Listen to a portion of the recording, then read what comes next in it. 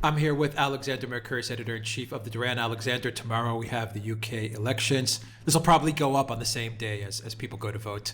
But for our purposes, we're recording this. Tomorrow we have the people going to vote. Everyone in the UK is going to vote. And we thought it would be good if we do a kind of pre-vote video here as to how you see things the day before people go to the polls. And I'll read you a quick excerpt, Alexander, from Zero Hedge and the FT, Financial Times, then you can take it over from there and give us your thoughts. Okay, according to the FT, a comprehensive survey by pollsters at YouGov found that the Tories are set to win 339 seats on Thursday, with Labour set for 231, and the Liberal Democrats for 15, and the Scottish National Party for 41. According to the FT's analysis of the polls, the latest poll showed that his majority, Boris Johnson, had shrunk to just 28, down from 68 in earlier polls. The model predicts that seats in the north of England, including Bishop Auckland, Great Grimsby, Don Valley, and Ashfield, parts of Labour's infamous Red Wall, could turn blue for the first time in history. Meanwhile, in London, the Conservatives are expected to hold on to seats such as Putney and Wimbledon in South London. Alexander Mercouris. Yeah, I think this is probably roughly correct. I should say that I was meeting, and I'm grateful to them, by the way. I was meeting with people in the Labour Party last night, and I had some discussions. And my overall impression, I'm not going to give away any confidences, but my overall impression, and I don't think there's any real doubt about this, is that the Labour Party's impossibly complicated Brexit position is costing them a lot of votes. And I say that because their position is that they're going to reject Boris Johnson's proposal. They're then going to renegotiate a proposal based on keeping Britain in the customs union and in the European single market, minus, I think, the infamous Irish backstop, which I think is gone forever. Then they're going to put that to another referendum with Remain as the option, and with Jeremy Corbyn staying neutral and not campaigning and not saying which side he is on. Now, I mean, I think that is an impossible position to take. I think it is making many people very cynical. And of course, it is ultimately, and to be very clear about it, a Remain position, because a situation where a party leader negotiates a deal with the European Union, which he is not himself prepared to recommend to the people in an election, is essentially designed to fail. It's going to result in a vote for Remain. Now, and I just want to quickly unpack this. I think Jeremy Corbyn understands this very well. He didn't want to be put in this position. He did not want to have a commitment to a second referendum. He resisted it very, very strongly. But he is faced with a parliamentary party which is overwhelmingly in favour of Remain, a shadow cabinet which is also overwhelmingly in favour of Remain. Most of them, by the way, are London MPs, and London is very strongly pro-Remain, and a party membership which is very, very pro-Remain. But this has gone down extremely badly, just as I predicted, with Northern and Midlands working class voters who voted Leave. So when you heard and saw in that poll that you just read out the details about how places like the Don Valley and Ashfield and Greater Grimsby, strong working class seats, overwhelmingly working class, overwhelmingly Labour, the reason those places are going to go and vote Conservative, if they do, is not because Jeremy Corbyn is too much of a socialist or too radical. They probably like that. It is because he is taking a Remain position and they support Leave. They support Brexit. Now, I tried to discuss this with various people in the Labour Party Some of them understand it, but you have also encountered until very recently a wall of denials, and it's fascinating to see how now in the last 2 weeks of the campaign, far too late in the day, the penny with some of them has finally dropped.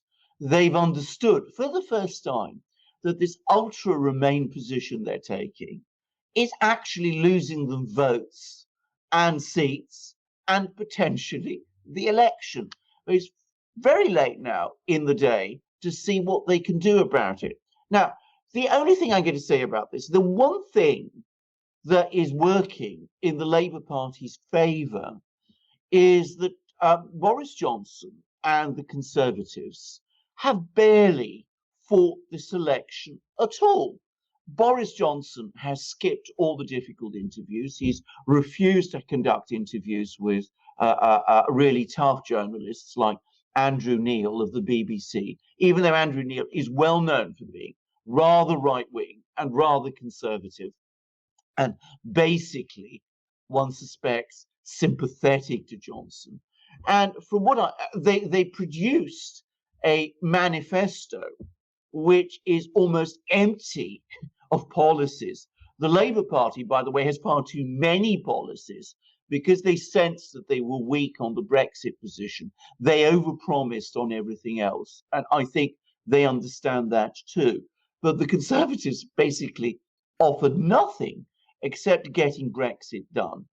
And as many people have noticed, and has now been confirmed to me, in far too many seats, the Conservative activists are not out there knocking on doors and canvassing. So we have a situation where one party, that's to say the Labour Party, has got itself into a total mess on the Brexit position and has overpromised with far too many policies in its manifesto, and has, as a result, angered and embittered its Leave voting working class northern electoral base, and another party, the Conservative Party, which is approaching this election with, I think, a potentially dangerous complacency and cynicism. I think that overall, the imperative to get Brexit done is so strong among so many people that it will be enough to get the Conservatives over the line. But to be honest about it, they don't deserve it on the basis of the campaign they fought. Okay, so to sum it up, the way I'm reading it, Alexander, is Labour got stuck in this Remain mantra, literally stuck in this love for the EU above country. Yes. Jeremy Corbyn is a weak leader. Yes. At least in regards to this. At least in regards to this. You hear lots of people saying this. If you go around and you have sort of people doing focus groups and Vox Pop meet speaking, people say this all the time. And the reason why people perceive him as a weak leader is because he was unable, and I really think it was impossible for him to impose his position on Brexit on his own party. And so people are very cynical about him, they're very cynical about his program, and they are very angry with his party in far too many places. Yeah, absolutely. No one wants a weak leader, and that's what he displayed throughout this whole Brexit saga, the past, 2-3 years of Brexit. He displayed that. On the Conservative side, then, Alexander, what you have is an arrogant and complacent Conservative Party that, in my opinion, if Farage and the Brexit Party really did decide to go at them hard, I think Boris would be in deep trouble. In other words, I think he kind of screwed over the Brexit Party in a way. And Nigel Farage did, in my opinion, it's always my opinion, did put country above, power, Brexit Party power, in order to get to some sort of Brexit deal, even though it's not really a true Brexit that he's looking for and many people are looking for. But Nigel Farage sacrificed The Conservatives took advantage of that. They got even more arrogant, and now they're just kind of, skipping along to the finish line in a way. That's exactly what I think. That sums it perfectly. As I said, an arrogant, complacent Conservative Party, which I think is unpopular with many, many people. If Nigel Farage had been running them, he might have given them a very close run based on what we have seen in this election. I mean, it is extraordinary to see how thin that manifesto was. I mean, love her or hate her. I remember Margaret Thatcher and the Conservative programs of the 1980s, and they were bursting with ideas, and there was a sense of dynamism behind it. There's nothing like that here. I mean, it's just as a leader who's hiding most of the time. I mean, he won't do difficult interviews. He's done debates with Jeremy Corbyn in which he basically sticks to one issue, which is Brexit, get Brexit done. But he doesn't really like to debate. He doesn't really like to meet difficult interviews or do difficult journalists. And his party is almost invisible on the ground. So an arrogant and complacent campaign on the Conservative side versus, dare I say, a very incompetent and ill thought out one on the Labour side, forced on Jeremy Corbyn by, frankly, equally out of touch and arrogant Remainers within his own party, but which he proved unable and incapable of resisting. So arrogance and complacency versus muddle and incompetence. That is, I'm afraid, the story of this election. Yeah, then you have guys like Blair, the warmonger Blair, and John Major, and all these guys kind of, muddling around, and what's going on. And it confirms to me as well, Alexandra, that the importance of having third and fourth parties, a strong third and fourth party like the Brexit Party or UKIP or other parties in the UK as well, other left-oriented parties. Because if you have these parties, they hold that are strong, they hold, Conservatives and Labour, they hold their feet to the fire. They push them to actually come up with policies, to actually go out and campaign, to actually do stuff. And in this case, Brexit, Farage is the driving force behind pushing the Conservatives to get some sort of Brexit deal. Absolutely. To be absolutely clear, if Farage hadn't come back on the scene back in the spring at the May European Union elections, it's doubtful we would be seeing any kind of Brexit on the agenda at all. I mean, Theresa May was just kicking it all down the road, and far too many people within the Conservative Party were going along with it. It took the meltdown in the Conservative vote in May to get the Conservatives to understand that if they played that game, they would be putting their own survival at stake.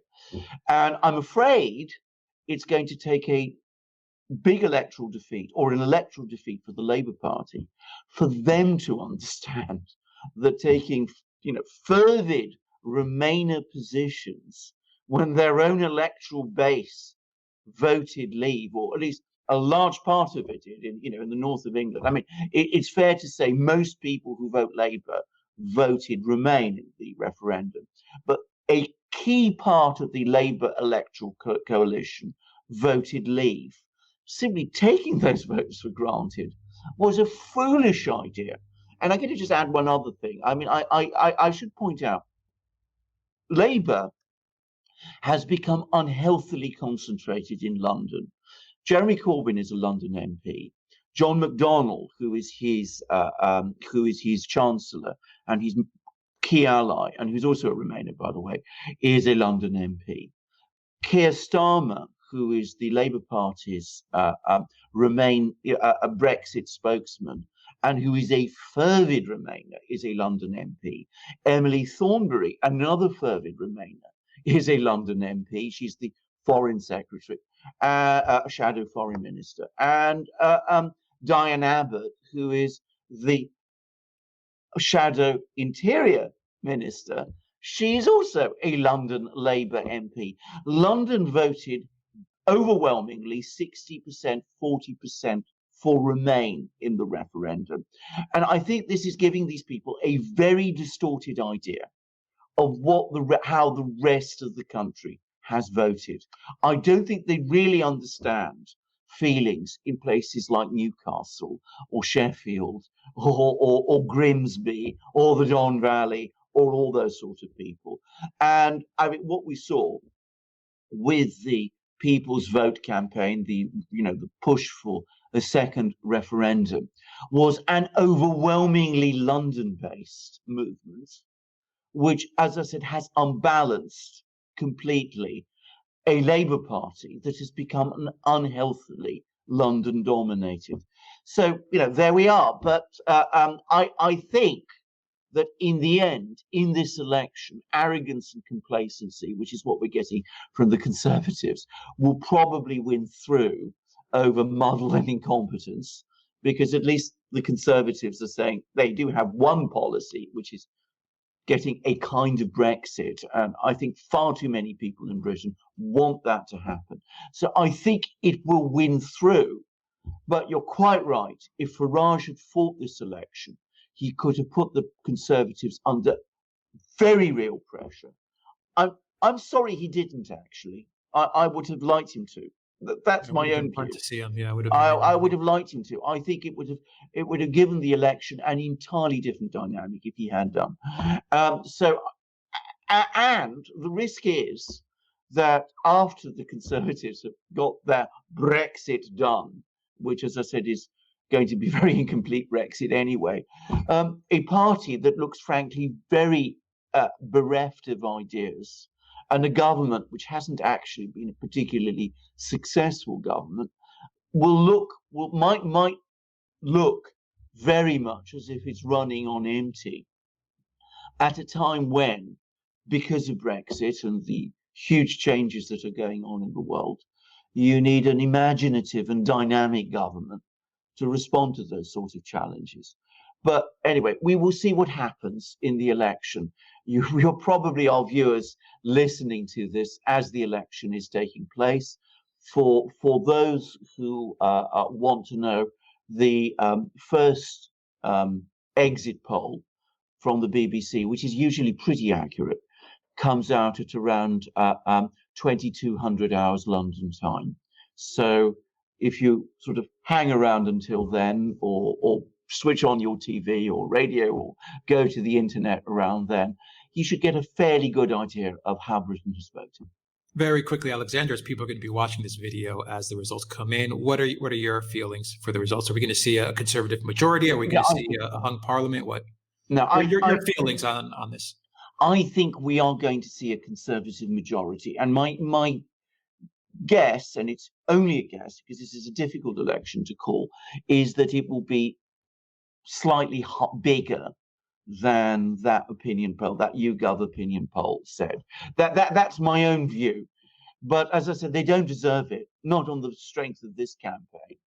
And their arrogance and complacency has annoyed many people. I'm going to say something else, by the way, which is a Labour person said this to me, and that is that one of the big differences between 2017 and this election is that the campaign last time was longer, and Labour had that extra week to get its act together and to pull it together. They don't have it this time, and that's also probably working in the Conservatives' favour too. All right, Alexander Mercouris, Editor-in-Chief of Duran. Thank you very much. Guys, if you like this video, click on the subscribe button down below. Click on that notifications bell to make sure you get notifications every time we publish a new video. Check us out on Soundcloud and on iTunes to get an audio copy of this video as well. And please donate to us on PayPal, Patreon, and Subscribe Star. Your donation really helps this channel a whole lot. And you can also get this video on BitChute and on Duran Video. Duran Video is our own video platform, and BitChute is the free speech video platform. So we post all the videos we do on those two platforms as well. And we post everything we do in the Duran community on Telegram, the Telegram app. So download it for Android, for iPhone, and follow our channel. Subscribe to the Duran.com channel, and you'll be up to date with everything we're doing, including our big Duran shop discount of 20%, DRN20. Put that code in when you're at the checkout. Some final thoughts, Alexander? Well, final thoughts. I'm going to simply direct people to our shop and our wonderful things there, because I think on the election, I think the best thing to do is to wait and see, because now, as I said, it's all pretty much over. We will wait and see how people have voted. So this is a country, Russia. This is the coat of arms of Moscow, where, unlike Britain, there is dynamism and direction. It's actually very, very, very much a contrast when I look at Russian politics and Russian events, to compare the situation there with the situation here. And that makes me sad, by the way. And, America too has a vital politics, however horrifying we sometimes find them. Britain does it. But there we go. So here is our wonderful Duran mug. It's got the coat of arms of Moscow.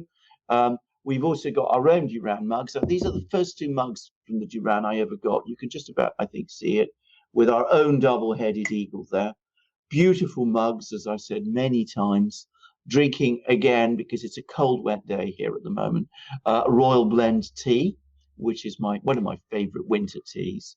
You get it from Fortnum and Mason's. It's not actually expensive, despite the fact that that's a rather expensive shop, but the teas aren't. And it's really fantastic. And it tastes wonderful if you drink it from a mug like this. 15 ounces, beautiful porcelain, incredibly elegant and stylish, wonderful to hold, perfect to have in your kitchen, or, well, actually I keep them around my room because they look so great. And we don't just have mugs, not just, we got also, as well as our magic mugs, we have great shirts like the one I'm wearing right now, this really amazing Duran polo shirt. I'm going to a social event this evening, and this is what I will be wearing at it. So, it's perfect for social events because it's smart casual, the epitome of smart casual. The reason is because it's so well made. It's 100% cotton. All our shirts are, and we've got lots of other shirts, as well as polo shirts. We've got long sleeve t-shirts, short sleeve t-shirts, v-neck shirts. We've also got hoodies and hats and stickers. We've got great things, great items in our shop. This is, of course, the Christmas season. It's just the time to be going out buying things for yourself and for your family and for your friends. As Alex said, DRN20 is the discount code. So what are you waiting for? Support the Duran. Support yourself and your family and your friends by owning these great things. DRN20, go to our shop. Alex will tell you how. TheDuranShop.com, DRN20 at the checkout page in the little coupon box. You'll see it there. Alexander Mercouris, Editor-in-Chief of the Duran. Thank you very much. Until next time, everybody. Take care.